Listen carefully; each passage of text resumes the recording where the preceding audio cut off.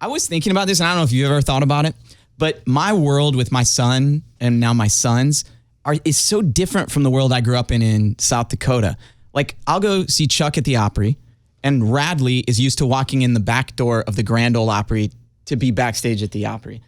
Do you ever take time to think about, like, especially like you go to the youngest boy in your family, Memphis, how different his life is from the life that you grew up with? Oh, so weird. Are there any like specific things that you're like, man, I compare this house to that house or this? Oh, dude, I grew up, my parents divorced when I was 3, and so, I basically my dad lived in Florida, my mom lived in Georgia, and, I lived with my mom most of the year.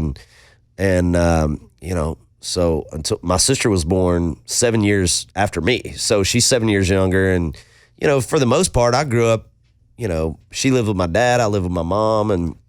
And so I was kind of an only child, with my mom. And so things were really quiet at my house. It was just me and my mom, and now I got like 4 kids, and it's like a circus in our house. It's like so different. It's not always just your kids in the house. So either. Different. And it's their friends and like. But I remember so my oldest daughter, Keely, when she was younger, she was into Hannah Montana, and so Molly came to town here and was doing a show, and I took her, and the first thing she goes is, when are we going backstage? Because we were sitting like out in the crowd, and I'm like, well, this isn't one of my shows, so yeah, we're gonna hang here, and eventually we ended up going backstage. So I called my name. So Billy Ray actually, got in touch with us, and we went backstage, and she got to meet her. It was great, but that was her thing. Is like walking in, it's like, okay, well, this is cool, but when are we going backstage? Isn't that funny, man? She was so used to being there, and so with Memphis and Navy, obviously, I mean,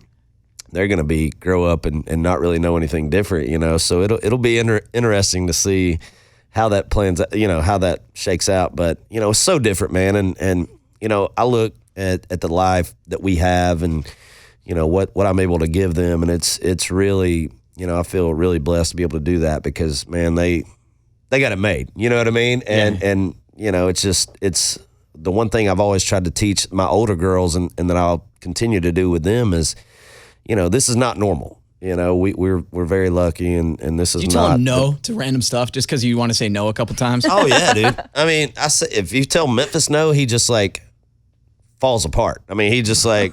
I mean, I love him to death, but he is like a wild man. So it's like, all right, man, no, you can't.